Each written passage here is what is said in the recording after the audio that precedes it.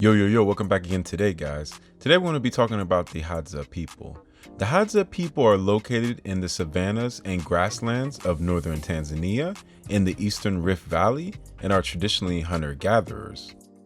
The Hadza are one of the oldest groups of humans in the world, and their genetics are thought to go back tens of thousands of years. Some Hadza people have mixed lifestyles in the area, while others continue the traditional nomadic lifestyle. These people speak the Hadzane language, which contains clicks in the language, which is very famous in southern African regions. Swahili is also spoken by the Hadza as well.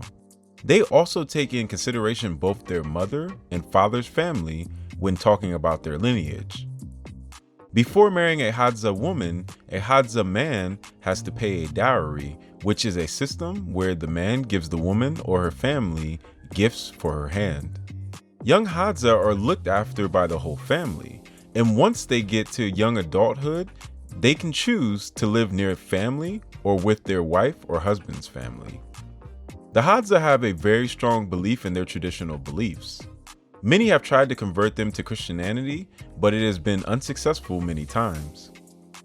They believe they came from Mukalawe and that the god Hyene sent a group of baboons long ago to gather food and another to gather water. One group of baboons were very thirsty and returned to Hyene under the baobab tree with food. The other group of baboons still had not returned, and the group waited and waited under the hot sun for them. Hyene decided to go to the river with the group of baboons to see why the other group of baboons were taking so long.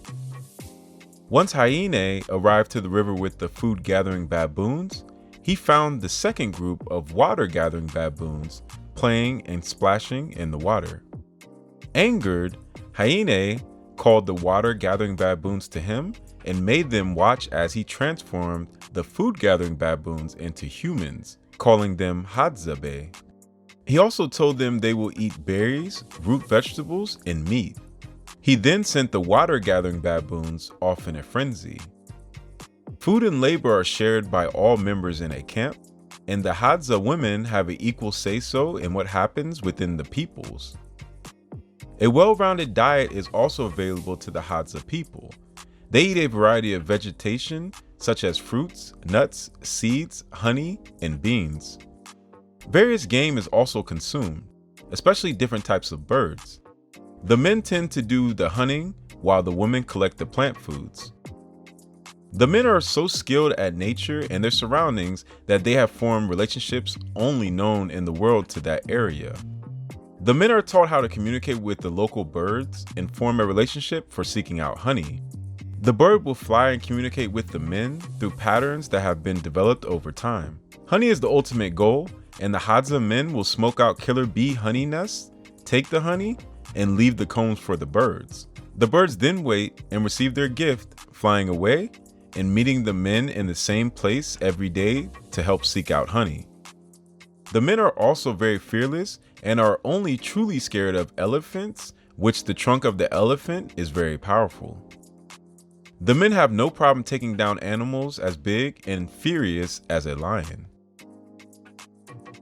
They are amazing marksmen with the bow and arrow and use a fruit in which they boil to make poison to kill animals within seconds. The women usually are accompanied by younglings and a young boy for protection from neighboring tribes.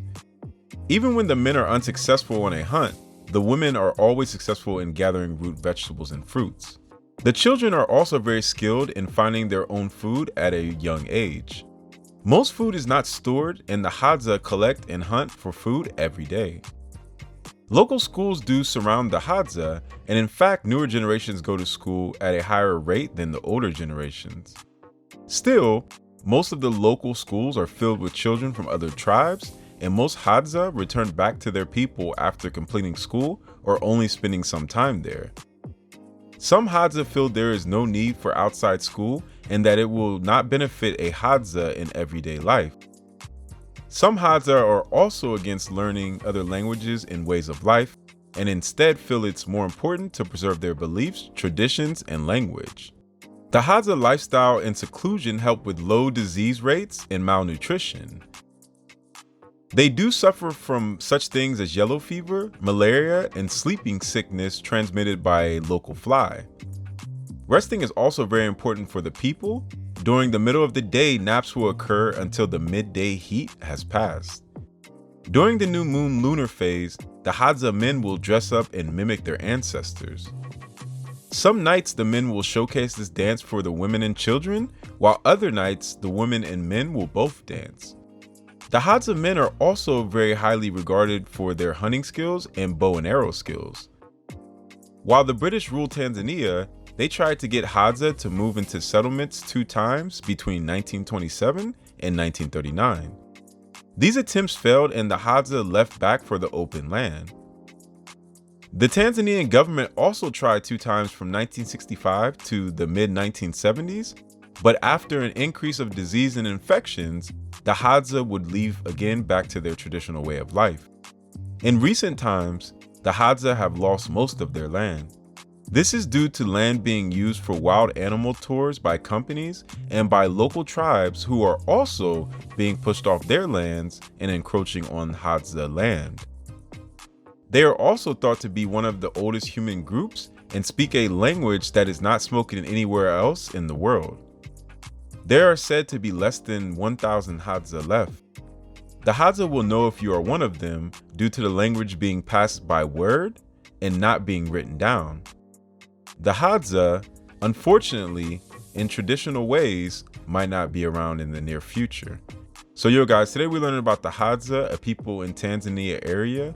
If you like this video, please like, subscribe, turn on the bell notification so you'll get all my videos. Add me on all social medias, which is Afric Network, which is Instagram, Twitter, SoundCloud, Snapchat. Each one teach one. Always love each other, always learn from each other.